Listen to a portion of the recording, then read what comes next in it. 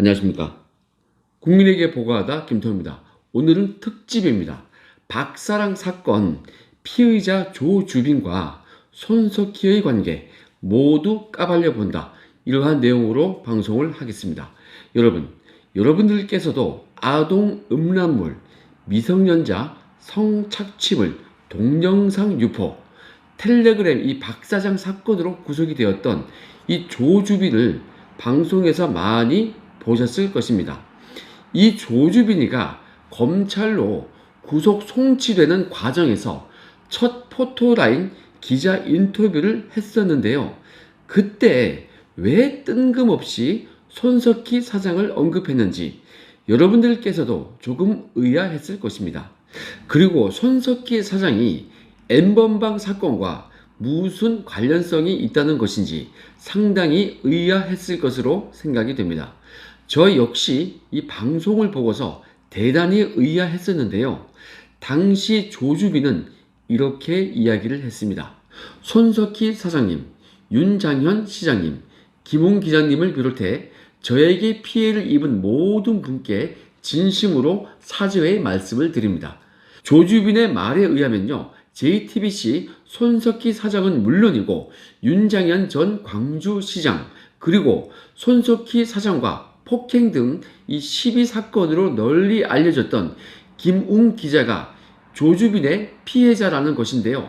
언론에 보도된 내용에 의하면 조주빈은 과거 자신이 미성년자 이 성착취물 이 관련 범죄를 저지르던 그 텔레그램 대화방에서도 손석희 사장과의 친분을 지속적으로 과시를 해왔었다고 합니다.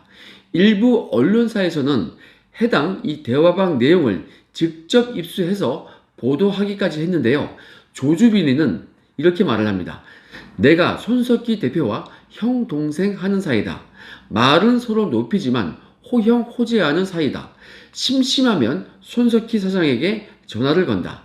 나는 손석희 사장을 손 선생이라고 부르고 그는 나를 박 사장이라고 부르기도 하는데 JTBC에 가서 박 사장님 신분을 왔다 이렇게 얘기를 하면은 비서가 내려와서 사장실로 안내를 해준다. 이렇게 대화방 참여자들에게 말을 했다고 합니다. 대화방 참여자들이 못 믿겠다는 반응을 보이니까 조주빈은 이렇게 말을 합니다.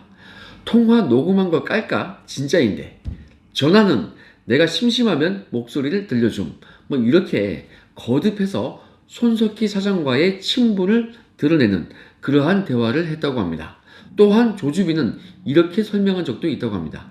이것은 사적인 거라서 이야기를 못하는데 과천 주차장에 있는 그 폐소회로 그 CCTV를 이 블랙박스를 제거한 사람은 바로 나다. 사고 장소 인근 2km CCTV를 없앤 사람도 나다. 뭐 이렇게 얘기를 한 사실이 있다고 그렇게 하죠. 자, 조주빈은 손석희 사장뿐 아니고 프리랜서 이 김웅 기자까지 피해자로 언급을 하고 있는데요. 이 레카 뺑소니 사건은 과거 이 손석희 사장이 프리랜서 이 김웅 기자를 폭행했던 그 사건과도 밀접하게 관련이 되어 있습니다.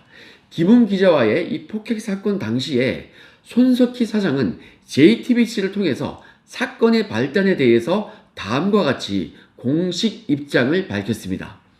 세월호 사건 3주기였던 2017년 4월 16일 밤 10시경 경기도 과천시의 한 주차장에서 손석희 사장이 접촉사고를 냈다. 당시 손석희 사장은 주차장에서 후진을 하다가 레카 견인 차량과 가벼운 접촉사고를 내고 자비로 배상을 했던 사실이 있는데 접촉사고를 낸지도 모르고 자리를 떠났을 그 정도였고 차에 긁힌 흔적도 없었지만 자신을 뒤쫓아와서 자신의 차에 닿았다 뭐 이렇게 말을 하는 레카 운전기사의 말을 듣고 쌍방 합의를 했다. 그런데 2018년 여름께 김웅 기자가 어디선가 이 말을 듣고 찾아와서 아무것도 아닌 사고지만 선배님이 관련되면 커진다. 이걸 기사화할 수도 있다. 뭐 이렇게 협박을 했다는 것입니다. 이것이 당시 JTBC를 통한 손석희 사장의 공식 입장이었습니다.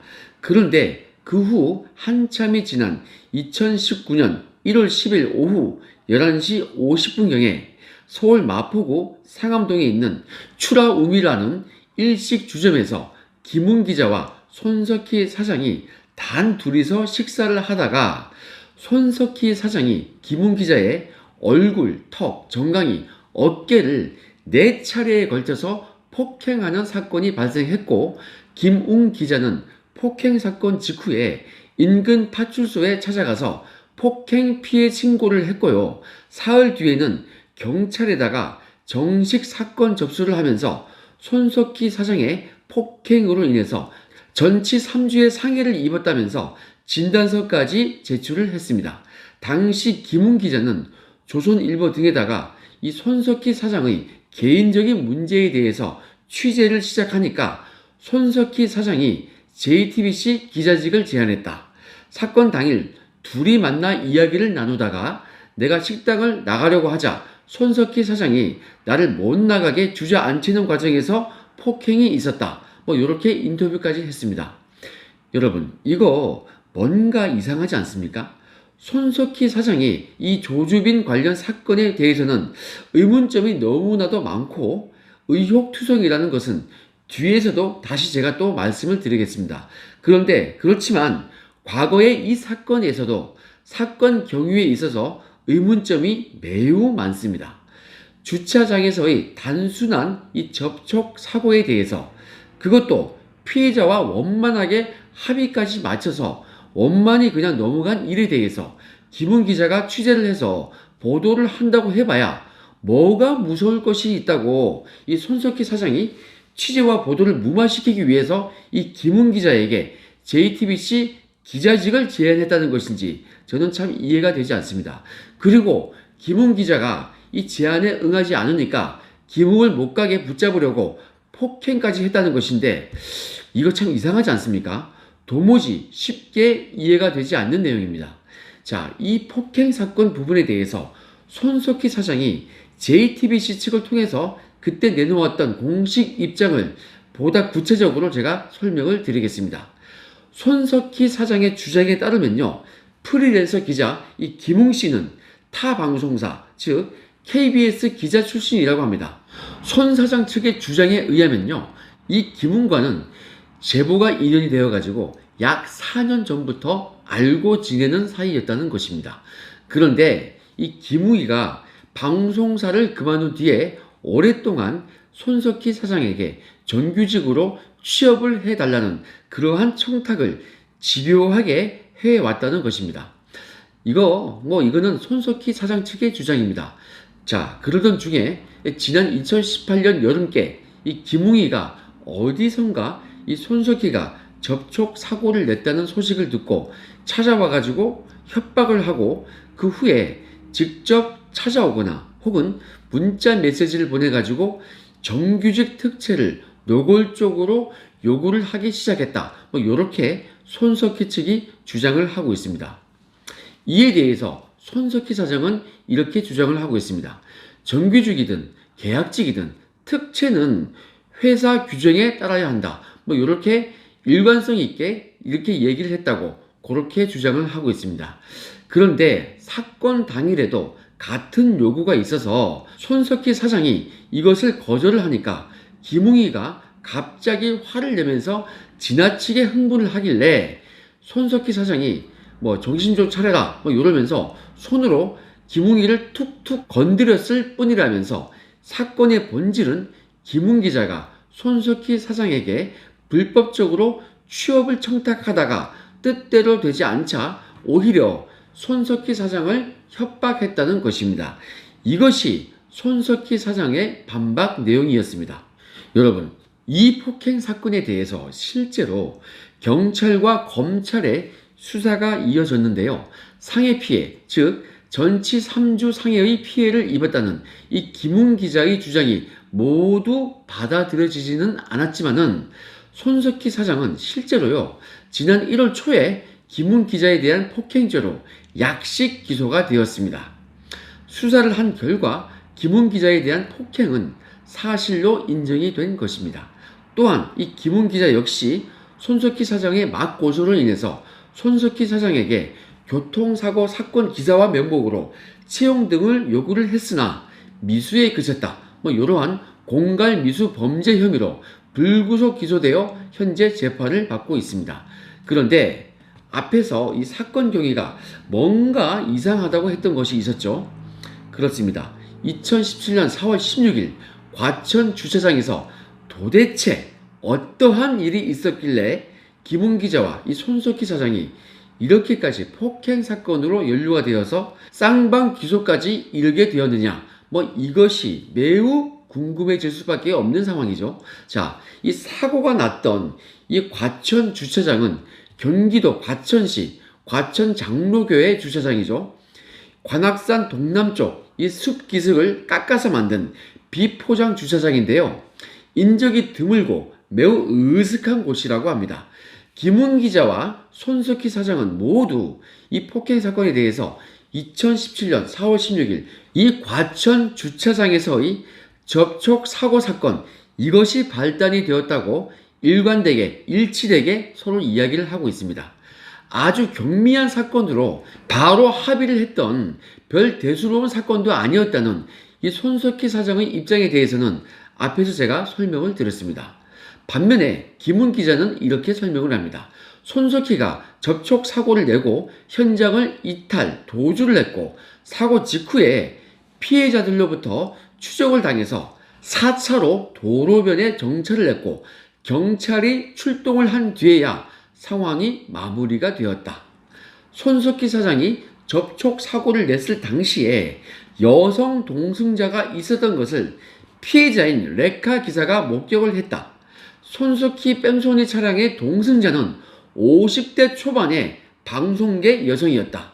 자, 이 사고를 냈던 손석희 사장의 차량, 이 조수석에 묘령의 여성이 타고 있었다. 요것을요, 김웅 기자가 취재를 했고, 취재의 핵심은 단순히 얼굴이 알려진 언론인이 접촉 사고를 냈다. 이것에 있는 것이 아니라 반듯한 이미지로 알려져 있는 유부남인 손석희 사장이 서울 외곽의 매우 으슥한 곳, 이 외진 곳 주차장에서 여성과 함께 차를 세워두고 있다가 다시 출발하던 중 실수로 접촉 사고를 내니까 이 뺑소니 형태로 도주를 하다가 잡혀가지고 피해자와 합의를 했다. 이러한 내용이었던 것입니다. 자, 여러분, 김웅 기자의 이러한 설명을요, 자세히 좀 들어보면은 왜 손석희 사장이 김웅 기자에게 끌려다녔는지, 어쩌다가 JTBC 기자직에 대한 이 대화까지 오가게 되었는지, 그 의혹에 대해서 어느 정도는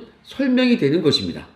이거 딱 그렇지 않습니까? 자, 당시 김웅 기자의 이러한 주장에 대해서요, 손석희 사장은 이렇게 말을 합니다. 처음에 뭐라고 했냐면은 90살 된 나의 노모가 탑승을 하고 있었다. 이렇게 주장을 했다가 두 번째 입장 표명 시에는 동승자는 없었다. 이렇게 주장을 했다고 합니다. 당시 일부 언론에서는 폭행 여부보다 이러한 사고 당시 동승자 여부, 즉 이 손석희 사장의 불륜 여부에 초점에 딱 맞춰줘서 보도하기도 했고요. 자, JTBC의 안모 여성 앵커가 동승에 있던 것이 아니냐, 이러한 실명 의혹이 제기가 되기까지도 했었습니다. 자, 여러분, 이 정도면요, 손석희 사장과 김웅 기자의 사건에 대해서 어느 정도 이해가 되셨을 것입니다. 자, 다시 이 조주빈의 포토라인 인터뷰로 돌아가서 다시 설명을 드리겠습니다. 조주빈이는 이 범죄자로서 얼굴이 만천하에 공개되는 그 첫 자리에서요, 이렇게 말을 합니다. 손석희 사장님, 윤장현 시장님, 김웅 기자님을 비롯해 저에게 피해를 입은 모든 분께 진심으로 사죄의 말씀을 드립니다. 이러한 말부터 꺼냈습니다. 손석희 사장은 이에 대해서 또다시 JTBC를 통해서 입장문을 냈습니다. 지금부터 그 입장문을 인용을 해드리겠습니다. 잘 들어보십시오. 조주빈은 당초 손석희 사장에게 자신이 흥신소 사장이라면서 텔레그램을 통해서 접근을 했습니다. 그리고 손석희 사장과 분쟁 중인 K씨, 김웅씨를 말하죠. 이 K씨가 손석희 사장과 그의 가족들을 상대로 위해를 가하기 위해 행동책을 찾고 있고 이를 위해 본인에게 접근을 했다. 이렇게 손석희 사장을 속였습니다. 그러면서 자신이 직접 이 K씨와 대화를 나눈 것처럼 조작된 텔레그램 문자를 손석희 사장에게 제시를 했습니다. 조주빈이 제시한 텔레그램에는 K씨가 손석희 사장이나 가족을 해치기 위해 자신에게 이미 돈을 지급했다, 이러한 내용들이 있었습니다. 내용이 매우 정교하고 치밀하게 조작되어 있었습니다. 이 때문에 한동안 손석희 사장과 가족들은 불안감에 떨었고, 이미 손석희 사장은 태블릿 PC 보도 이후에 지속적인 테러 위협을 받은 바가 있어서 늘 민감할 수밖에 없었습니다. 그와 별개로 손석희 사장은 아무리 이 K씨와 분쟁 중이라도 그가 그런 일을 할 사람이라고는 믿기가 어려워서, 사실이라면 계좌 내역 등 증거를 제시하라, 이렇게 했다는 것입니다.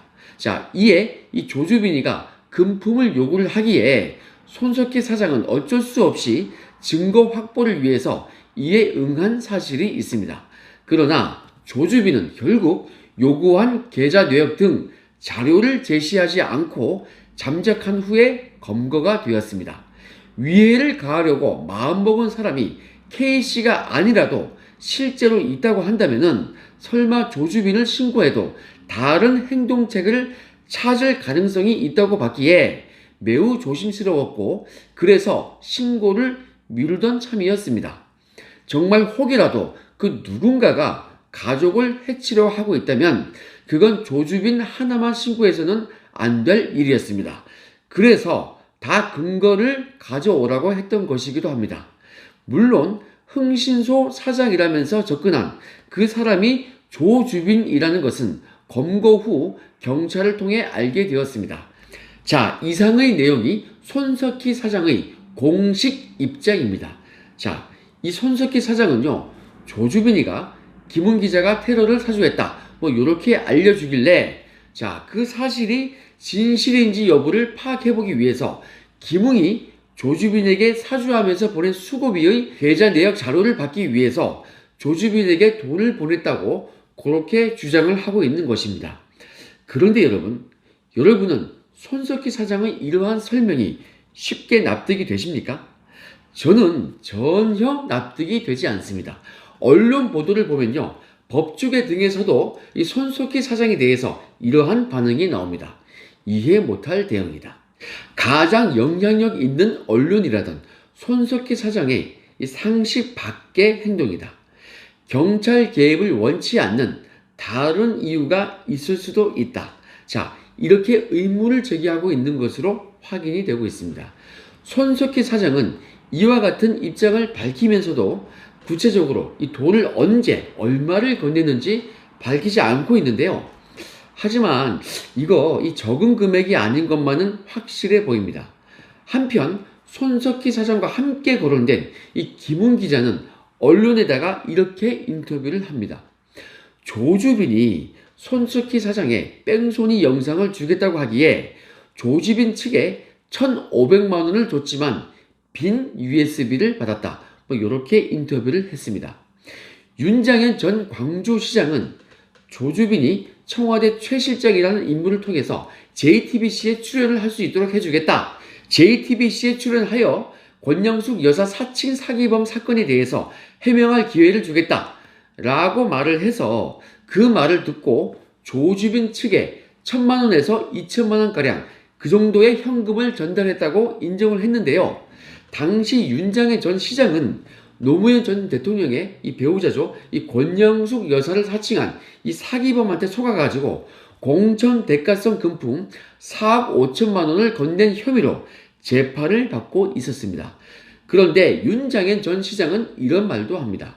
조주빈 씨가 억울함을 풀어줄 수 있도록 손석희 사장에게 부탁해서 JTBC에 출연하게 해주겠다, 손석희 사장과 잘 안다, 이런 말을 조주빈 씨가 했다고 하면서 나를 서울로 불렀고, 나는 그 광주시장을 말하는 겁니다. 안내자로 나온 최 실장이라는 사람이 실제 JTBC 방송국 스튜디오에 들어가서 손 사장과 아는 척을 하고 이야기를 나눴고, 나는 먼 발치에서 이것을 지켜봤다, 이 말을 윤장현 전 광주시장이 얘기한 겁니다. 자, 결국 윤장현 전 광주시장도 손석희 사장과 관련해서 조주빈에게 돈을 건넨 것인데요. 조주빈이가 윤 전 시장과 김웅 기자에 대해서 자행했던 이 두 건의 범행 역시 손석희 사장과 밀접한 관련이 있는 사건으로 볼 수가 있겠습니다.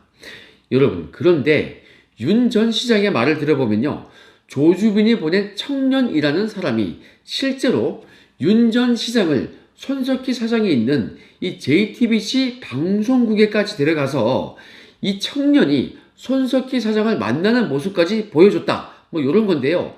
그렇다면은 충분히 이런 의심을 할 수 있을 것입니다. 손석희 사장은 조주빈 또는 조주빈의 측근을 실제로 여러 번 만나기까지 한 사실이 있는 거 아니냐? 손석희 사장이 온라인으로 이 텔레그램 상으로 이 조주빈을 접촉한 것이 아니고 실제로는 아주 제대로 이 목줄이 딱 쥐어가지고 김웅에게 그랬듯이 서로 여러 번 접선까지 하면서 끌려다닌 거 아니냐? 뭐 이러한 합리적인 의심을 하지 않을 수가 없는 것입니다. 그런데 여러분, 이 테러 협박을 당했다는 이 손석희 사장이 돈을 보내주고 끝이 아니라 그 이후에 조주빈과 실제로 수시로 만나는 등등 이 접촉을 하고 심지어 조주빈의 측근까지 만났다? 이거는요, 상상하기 힘들고 앞뒤가 맞지 않는 것입니다. 여러분, 제가 검찰에서 수사관으로 오랜 기간 수사를 해본 그 경험에 의해서 말씀을 드리자면 누군가의 진술 중에 뭔가 상식적으로 설명이 되지 않는 부분이 있다면 그것은 허위 진술이 섞여 있기 때문일 가능성이 매우 높다는 것입니다. 이상하게도 어떠한 사실관계가 명쾌하게 설명이 안 된다. 뭐 이러면요, 일반적으로는 거짓말이 끼어 있기 때문이다. 뭐 이렇게 보시면 되는 것입니다. 자, 그 거짓말을 드러내고 나면은 비로소 이 사건의 진정한 실체가 보이게 되는 것입니다. 그때부터는 모든 일련의 사건 전모가 부드럽게 이 아귀가 딱 맞아 떨어지는 것입니다. 그리고 이와 관련된 언론 기사를 보면은 조주빈은 텔레그램 방에서 이렇게 말을 합니다. 내가 손석희랑 형 동생 하거든. 말은 서로 높이는데 서로 이름을 아는 사이다. 나는 손 선생이라고 부르고 그는 나를 박 사장이라고 부른다. 자, 조주빈이 이렇게 말을 했다고 하는 그 대화방의 참여자들이 그건 못 믿겠다. 뭐 이러한 반응을 보이니까 조주빈은 통화 깔까? 진짜인데 전화는 내가 심심하면 목소리를 들려줌.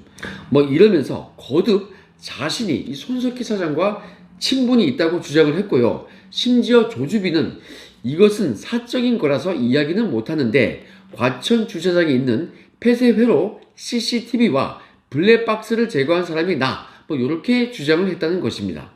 언론에 보도된 이 조주빈의 주장이 사실이라면요, 혹시나 조주빈이 속칭 이 손석희 사장의 뺑소니 의혹 사건 당시에 과천 주차장에 있는 CCTV와 블랙박스 관련 언급을 하면서 손석희 사장을 협박한 것이 아닌지 합리적인 의심을 해볼 수 있지 않을까, 저는 그러한 생각을 하고 있는 것입니다. 자, 그와 같은 합리적 의심과 관련해서는 먼저 윤장현 전 광주시장과 김웅 기자의 진술을요, 다시 한번 세밀히 살펴볼 필요가 있는 것입니다. 그것은 앞서 말씀드린 바와 같은 언론사들이 이 조주빈의 텔레그램 대화방 이 채팅 내용을 인용한 것과 정확히 일치하는 것을 알 수 있습니다. 조주빈은 채팅창에서 이렇게 말을 합니다. 내가 손석희 대표와 형 동생하는 사이이다. 말은 서로 높이지만 호형 호재하는 사이다. 심심하면 손석희 사장에게 전화를 건다.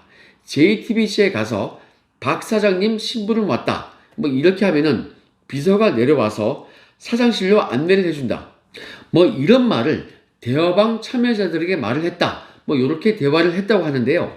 조주빈이 주장하는 이 대화 내용은 조주빈이가 이 수하의 청년을 시켜가지고 윤장현 전 광주시장을 데리고 손석희 사장을 만나게 해 주었다는 윤 전 시장의 설명과 일단 딱 부합이 되지 않습니까? 자, 조주빈이가 채팅창에서 설명했다는 대화 내용에는 과천 주차장에 있는 폐쇄회로 CCTV와 블랙박스를 제거한 사람이 나다. 사고 장소 인근 2km CCTV를 없앤 사람도 나다. 뭐 이러한 부분이 있다고 하는데요. 이 대화 내용은 조주빈이가 손석희와 뺑소니 영상을 주겠다면서 돈을 요구했다는 이 김웅 기자의 설명에도 부합하는 것입니다. 자, 이처럼 객관적인 물증인 텔레그램 대화방 대화 내용과 윤장현 전 시장, 김웅 기자의 진술이 서로 이 유기적으로 합치가 되고 있는 것입니다. 그런데 여러분, 손석희 사장의 이 뜬금없는 테러 협박 주장은요, 뭔가 이 다른 관련자들의 진술과 비교를 해볼 때 좀 말이 되지 않죠. 그리고 그 자체로도 잘 설명이 되지 않습니다. 테러 협박을 당해서 돈까지 뜯길 정도라면은 검찰이나 이 경찰에다가 곧바로 신고부터 하는 것이 이것이 상식 아니겠습니까? 그런데 이 손석희 사장은 그때는 물론이고 그 이후에도 전혀 신고를 하지 않았습니다. 그리고 이 김웅 기자가 테러를 사주했는지 이 여부에 대한 이 증거 확보를 위해서 스스로 테러범이라고 칭하는 사람에게 돈을 보냈다고 하는 그 해명과 관련해서도 손석희 사장 스스로 테러 협박을 당해서 공포심에 휩싸였다. 뭐 이러한 상황이었다고 하는데요. 고작 이 김웅이 사주한 것이 맞는지 그것을 확인하겠다면서 돈을 보낸다? 이것도 쉽게 납득이 되지 않는 것입니다. 여러분, 영화에서요, 테러범이 이 전화로 이 주인공에게 테러 협박을 하는 그 장면을 많이 보셨을 것입니다. 자, 여러분들께서도 그러한 영화를 볼 때 피해자가 테러범에게 테러 사주한 사람이 진짜 테러 사주한 게 맞는지 증거를 달라. 그 증거를 보여주는 대가로 돈을 보내겠다. 뭐 이렇게 말하는 거, 이런 거 본 적 있습니까? 돈을 주면 테러를 하지 않겠다. 뭐 이렇게 하는 것이 아니고 테러를 사주한 사람이 누구인지 증거를 보여줄 테니까 돈을 보내라. 뭐 이렇게 말하는 거, 이런 거 영화에서 본 적 있습니까? 이런 장면은요, 영화에서조차도 나오지가 않는 것입니다. 증거 확보를 위해서 돈을 줬다? 뭐 이것은요, 어디에서 많이 듣던 소리입니다. 뭡니까? 정경심이가 증거 확보를 위해서 컴퓨터를 빼돌렸다. 뭐 이러한 말과 매우 비슷하지 않습니까? 자, 그리고 손석희 사장의 설명에 의하면요, 손석희 사장도 이 김웅이 테러 사주를 했을 수 있다. 뭐 그렇게 어느 정도 믿었기 때문에 돈을 보냈다는 거 아니겠습니까? 취직할 회사도 없어서 직장 자리를 구하고 다니는 그런 사람이 흥신소 사장에게 거액을 주어가면서까지 보복 심리에 의해서 테러 사주를 할 만한 그러한 경제적인 여력이 있다고 그것을 믿는 것은 말이 되지 않는 것입니다. 자, 그리고 이 폭행 사건이요, 맞고소전으로 비화가 되어가지고 수사와 재판이 계속되고 있었죠. 그런데 갑자기 그 와중에 김웅 기자가 돈을 들여가지고 추가 범죄인 이 테러 시도를 한다는 거, 이것은 쉽게 상정할 수 없는 그런 내용입니다. 자, 그리고 손석희 사장의 주장에 의하면요, 당시 협박을 당하고 있었던 것은 김웅 기자가 아니라 본인이 했다는 것인데요. 협박을 당하는 사람이 사람을 사가지고 상대방을 죽이려 할 수는 있어도 협박을 하는 사람이 사람을 사가지고 상대방을 죽이려 한다는 것을, 이것을 믿었다? 이게 말이 되겠습니까? 자, 이처럼 손석희 사장의 해명은요, 뭔가 미심적인 부분이 많이 있습니다. 자, 그런데 여러분, 앞서 살펴봤던 거죠. 김웅 기자와 손석희 사장의 분쟁, 그 폭행 사건의 발단으로 인해서 세간에 떠들썩하게 알려졌던 그 의혹은 무엇이었습니까? 바로 주차장 뺑소니 차량, 이 동승자 여성 문제 아니었습니까? 조주빈이가 어차피 이 김웅 기자에게 손석희 사장의 뺑소니 영상을 빌미로 이 사기를 쳤다면요, 손석희 사장에게도 그에게 가장 핫하다고 할 수 있는 같은 이 뺑소니 영상을 가지고 협박을 하면 가장 용이했지 않겠습니까? 그런데 굳이 테러 사주라는 어려운 주제를 새로 꺼낼 그러한 이유가 있겠습니까? 적어도 제 생각에는요, 그러한 이유는 전혀 없어 보입니다. 반면에 기자들이 확보했다는 텔레그램 채팅방에서의 그 조주빈의 발언들에 대해서 언론 보도를 접한 JTBC 관계자들은 너무 놀라가지고 속칭 확 뒤집어졌다고 합니다. 자, 그 발언들은 바로 이겁니다. 과천 주차장에 있는 폐쇄회로 CCTV와 블랙박스를 제거한 사람이 나다.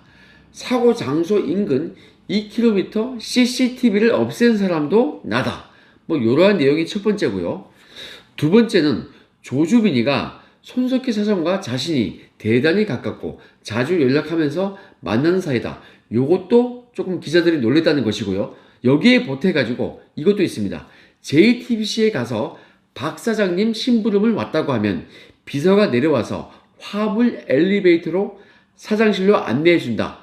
뭐 요런 말을 텔레그램 방에서 주장했다고 하는 내용이 바로 이 기자들이 화들짝 놀랐던 바로 그 대화 내용입니다.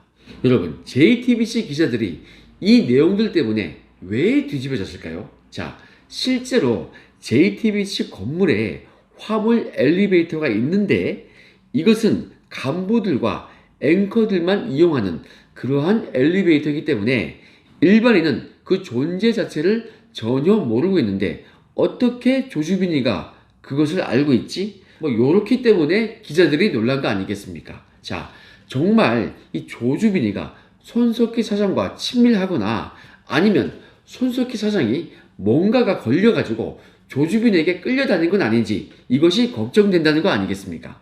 자, 그리고 조주빈이가 구속 송치되어 가지고 처음 언론에 노출되면서 그때 얘기했던 거 있죠? 손석희 사장을 대외적으로 거론했던 거 말입니다. 이것은 왜 그랬겠습니까? 아직까지도 자신이 손석희 사장의 이 목줄을 쥐고 있다. 뭐 이렇게 생각을 하면서 나 구속됐지. 그런데 아직도 크게 터뜨릴 폭로건이 있어. 뭐 이런 거 아니겠습니까? 자, 그리고 향후에 이 수사와 재판에 있어서 어떤 식으로든 손석희 사장이 알아서 나한테 도움을 달라. 뭐 이런 취지의 메시지가 아닐까라고 저는 생각을 해보는 것입니다. 이런 가능성 절대 배제하지 못하겠죠. 3월 26일자 조선일보 보도에서 소개된 내용에 의하면요. 최근 한 사정기관 관계자는 이렇게 말을 합니다. 손석희 사장으로서는 수사기관이 개입하는 것이 달갑지 않은 상황이었을 것이다. 한때 이 손석희 사장을 어렵게 만들었던 그 뺑소니 의혹이 다시 불거질까봐 그랬을 가능성이 있다. 뭐 이렇게 말을 했다고 합니다. 여러분, 손석희 사장이 어떤 사람입니까? 현직 대통령이었던 박근혜 대통령에게도 최순실의 태블릿 PC 요것을 빌미로 득달같이 달려들어 가지고 이것을 특종으로 잡아서 의혹 보도를 딱 터뜨리고 결국 이 박근혜 정권을 전복을 시키고 문재인 정권의 이 정권 탈취를 가져왔던 그 시발점이 되었던 언론사 사장 아니겠습니까? 손석희 사장의 JTBC는 문재인 정권이 출범한 그 이후에도요, 진보 정권의 입맛에 맞는 그러한 보도를 지속했었죠. 그리고 조국 사건, 울산시장 선거 개입 사건 등등 해가지고 이때 JTBC가 매우 소극적인 태도로 그렇게 보도를 한 적이 있습니다.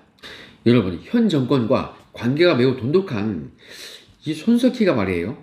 고작 이 25살짜리 흥신소 사장 운운했던 그러한 조금 어린 친구의 협박에 겁을 먹었다? 그리고 돈을 뜯기고 신고조차 하지 못했다? 이거 여러분들 믿을 수 있겠습니까? 자, 언론 보도에 따르면요.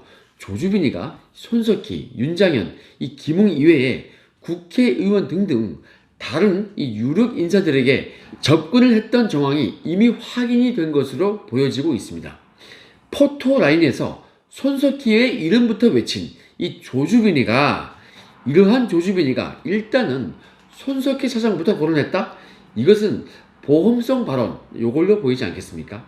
손석희는 알아서 내 사건에 도움을 좀 줘. 뭐 이러한 의미 아니겠습니까? 조주빈이는 내가 일단 이 거론했지. 손석희, 윤장현 그 외에 나머지 아직 내가 공개하지 않은 그러한 높은 양반들 나한테 도움을 좀 주란 말이야. 안 그러면 수사기관에 가서 불어버릴 수 있어.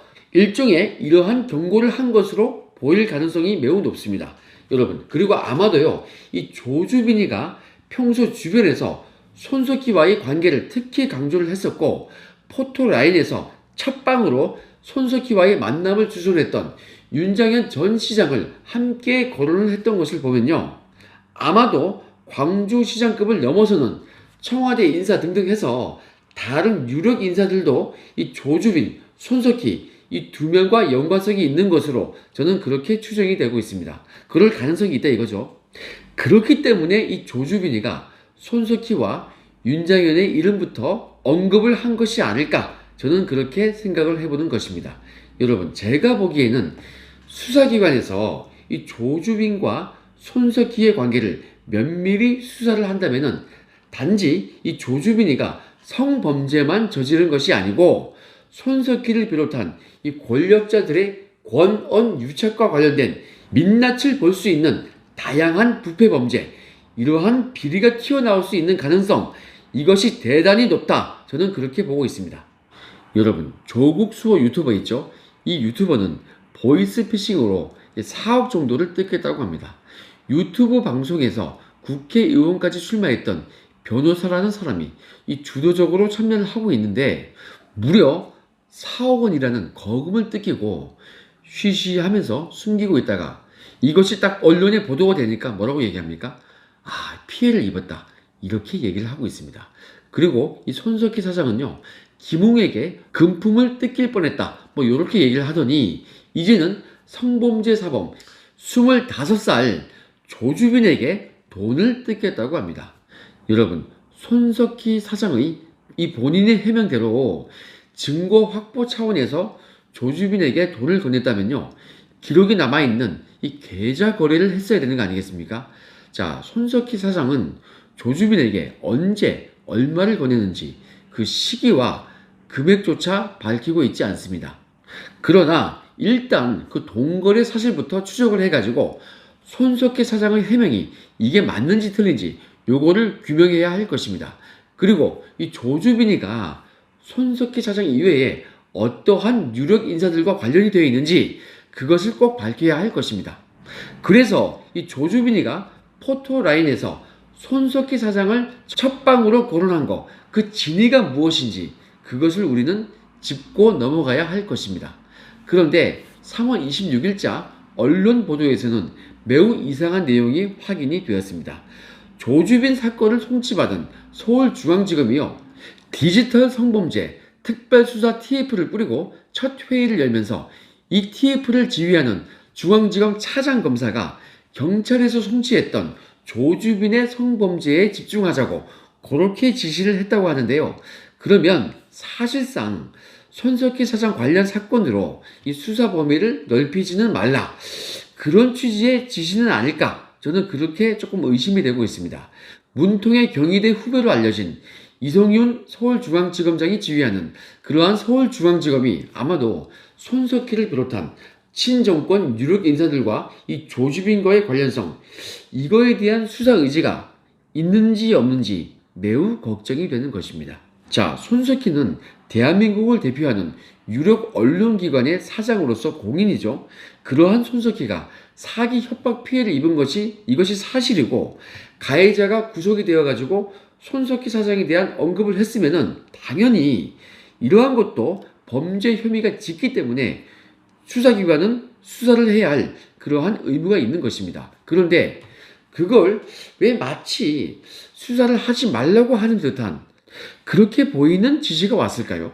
이것을 볼 때 이 사건의 이면에는 알려져서는 안 되는 그러한 유력 인사들의 또 다른 비리가 있는 것은 아닌지, 그들의 추악한 민낯이 숨어 있는 것은 아닌지 매우 의심이 가는 것입니다. 여러분, 조주빈이가 손석희 사장에 대해서 언론에 순순히 공표한 것을 보면요, 아마도 경찰 조사 과정에서 이미 손석희 사장과 관련된 이 내용에 대해서 상당 부분 진술을 했을 가능성이 매우 농후합니다. 그런데 현재까지 나오고 있는 말들을 보면요, 경찰에서 손석희 사장 건에 대해서 제대로 조사를 하지 않은 것 같습니다. 자, 여러분들께 한 가지 더 말씀드려야 할 것이 있는데요. 자유연대 등등 이 시민단체 세 곳이 2019년 2월 18일자에 손석희 사장을 특가법 위반죄, 도로교통법 위반죄, 즉 이 고의적인 뺑소니를 주장하면서 손석희는 최초의 충돌 여부를 몰라서 사고 조치 없이 현장을 이탈했다고 하나 믿기가 어렵다. 동승자의 존재 여부에 대한 조사, 그리고 동승자의 진술에 대한 조사가 필요하다. 뭐 이러면서 과천경찰서에 고발을 한 사건이 있었습니다. 그런데 경찰은 이 고발 사건에 대해서 무혐의 의견으로 송치를 했고 수원지검 안양지청은 결국 무혐의 처분을 했던 사실이 있습니다. 아마도 이 사고 사실을 몰랐다는 손석희 사장의 말이 이것이 사실이라고 보아서 뺑소니의 고의는 없었다 이러면서 무혐의 처분을 했을 그럴 가능성이 매우 높아 보입니다. 정확하지는 않지만 이 사건 수사 당시에 동승자가 조사가 되었을 리가 없는데요. 만약에 이 조주빈이가 당시의 동영상을 가지고 있고 그 안에 동승자가 있었던 것이 사실이라면 손석희 사장이 사고 발생을 알면서도 도주했을 가능성에 대해서 충분히 가능성을 열어놓고 다시 수사를 전면적으로 해야 하는 것입니다. 석연치 않게 무혐의 처분됐던 이 사건의 진상을 딱 규명해서 손석희 사장이 고의로 뺑소니를 한 것이 맞다면은 재수사를 통해서 조주빈으로부터 확보한 새로운 증거를 토대로 손석희 사장의 범죄에 대해서 합당한 처벌을 할 그 필요성이 매우 큰 상황입니다. 또한 이 조주빈이 윤장현 전 광주시장을 속이기 위해서 JTBC 방송국으로 보냈다는 그 청년을요, 손석희가 만나준 것이 사실이라고 한다면 그것은 이 조주빈의 범행 수법을 알고 있는 이 손석희 사장이 조주빈의 추가 범행을 도와준 격이 되는 거 아니겠냐, 이러한 의심이 되는 것입니다. 그런데 정말로 손석희 사장이 이 조주빈이 보낸 이 청년을 만났는지, 만났다면 그 이유가 무엇인지, 어떤 대화를 나누었는지 이것에 대해서도 수사를 할 필요성이 있는 것입니다. 이것은 조주빈의 윤장현 전 광주시장에 대한 사기 사건 수사를 위해서도 반드시 조사가 되어야 하는 그런 내용입니다. 여러분, 이상의 내용을 토대로 저는 이 조주빈의 포토라인 진술을 통해서 드러났던 손석희 사장 관련 이 사실관계를 검찰이 철저히 수사해서 조주빈과 언론, 정계 권력자들과의 관계까지 그 전모를 철저히 밝혀야 한다는 생각입니다. 여러분, 이 사건 제대로 수사를 한다면 정말 뭐가 나올지 모르는 사건입니다. 이거 매우 기대가 되지 않습니까? 여러분, 우리는 차후에 어떻게 전개가 되는지 한번 지켜봐야 할 것입니다. 자, 오늘 방송은 여기까지 하겠습니다. 행복하고 건강한 하루 되시기 바랍니다. 감사합니다.